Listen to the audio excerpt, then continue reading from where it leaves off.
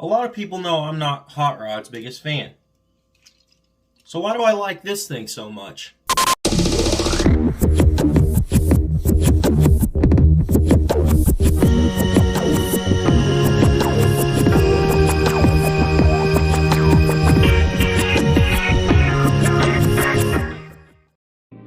Yep, it's true.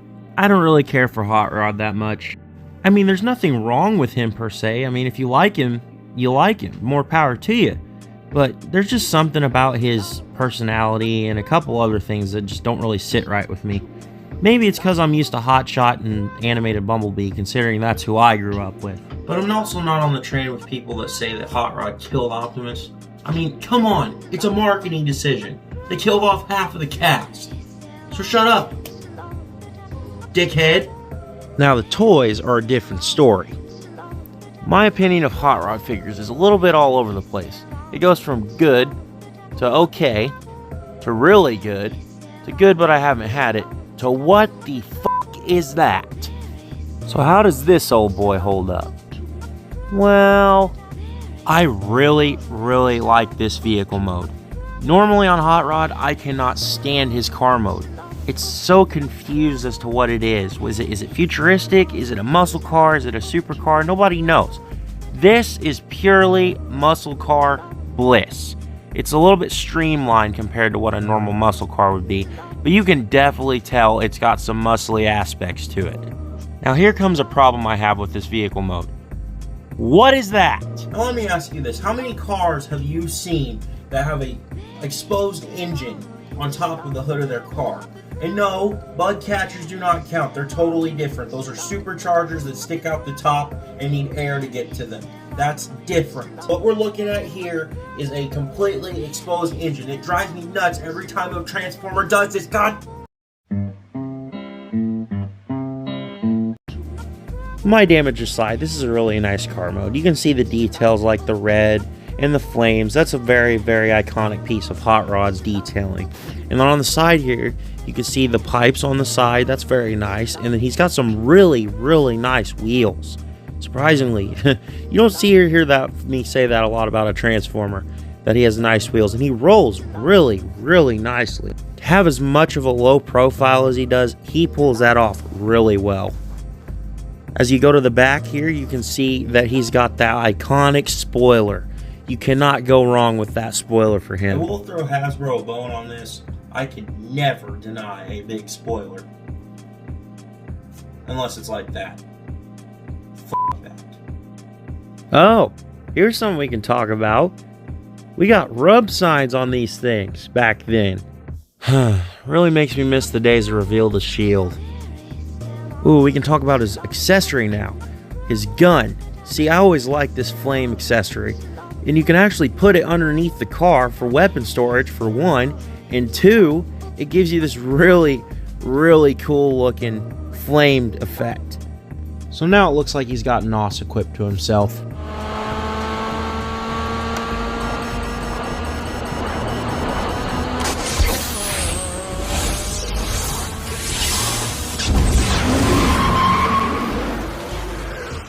Of course, another thing you can do that you know I just love is a stupid attack mode.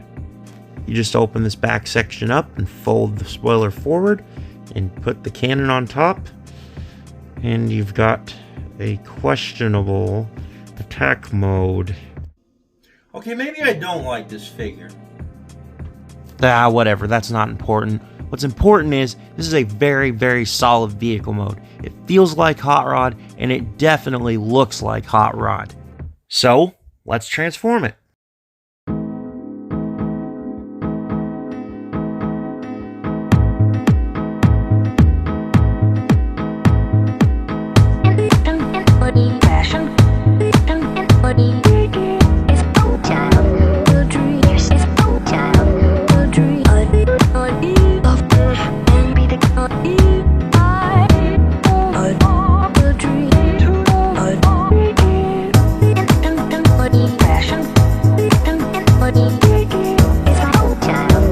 So that transformation was pretty easy. Nothing crazy, no frou-frou, automorph, or panels, or anything like that. Some good old-fashioned chunks moving around. And this robot mode is absolutely solid. It is completely substantial. There are no gaps, nothing like that. It is just good old-fashioned chunky robot. And this is a fantastic representation of Rodimus. I mean, look at the body proportions. This is almost exactly what he should be. You look at him all around, the head, the body, the arms, everything's just the right shape. And look at that profile. There's a slight backpack, but that's just because they're trying to make his spoiler go in the right place. Outside of that, his physique is absolutely perfect for Hot Rod. And this head just screams Rodimus Prime. Now I'm starting to see how they called this thing Rodimus instead of Hot Rod. Oh yeah, and copyright reasons. As you can tell, a lot of the detailing is carried over to the robot mode from the vehicle mode. You can see that he's got that engine block still on his chest and the flame detail. And the flame detail carries over to his arms. And he's got those arm cannons formed from the exhaust pipes, which that is a nice touch.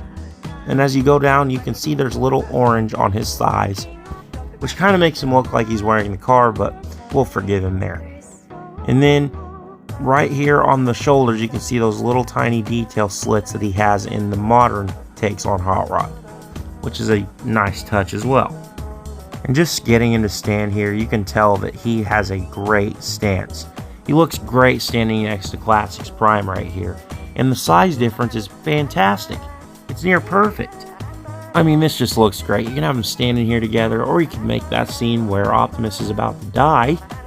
Or shoot, if you have the shattered glass ones, you could just have them betray each other. Which I don't have. I mean, cut me some slack. You seen the eBay prices? Unfortunately, in 2006, Hasbro did not have the foresight to create any of his 86 pals to display with. So he stuck standing with a lot of the 84 crew. And no, we do not count that white Optimus as an Ultra Magnus. I don't care how many third-party options you throw at him, he's still an imposter. And now we can finally show the main purpose of the gun, holding it in his damn hand. So you just slide it on in there, and we're not going to fire the missile because we know what happens when we do that on this show. So yeah, that's cool, but it's also a bit redundant. Everyone knows that he uses those exhaust pipes on his wrist to fire blasts. Yeah, sure, sometimes he's packed with a blaster, but whatever. Of course, another feature that they threw in that's totally random, but definitely welcome, is this little tiny buzzsaw that is in his wrist. The Reveal the Shield version marketed this as like a comm device, but everyone knows what that is. You can tell by the shape of it. It's that buzzsaw he used in the 86 movie. So now you can cut fish or, I don't know, cut his frog legs. Surprisingly, for a 2006 figure, this thing moves fairly well. It's not amazing. I mean, of course, we've seen better things now. I mean, we're in the space age year of 2023, for God's sake. But it definitely moves pretty well with pretty universal hips, as well as ball-jointed shoulders, and a decent elbow, and a good spread. So, nothing too bad. And of course, his head moves as well, but nothing too crazy, but nothing bad for the time as well. I gotta be honest, people, I'm gonna have to recommend you the Studio Series version over this one, because it does a lot of things better. I mean, yeah, I'm not crazy about the original vehicle mode, but this thing is nice to have. It's not something I'm gonna continuously display or anything, but it's nice to have on my desk. It does things somewhat well, and it's got okay articulation for its time, but it's definitely dated compared to today's standards. And honestly, the only thing it really displays well due to its style is the Classics line, which I find sheer irony in because every other Classics figure I find easy to display with today's offerings. But I'd recommend just checking this figure out, and it won't be the last Classics figure we check out on the channel either. Definitely not the last. But hey guys, I've been TreeBot Reviews. Thanks for watching. This was a fun one to make, and hey, if you like what you see, like and subscribe, and I'll see you guys in the next one. Keep growing your collection.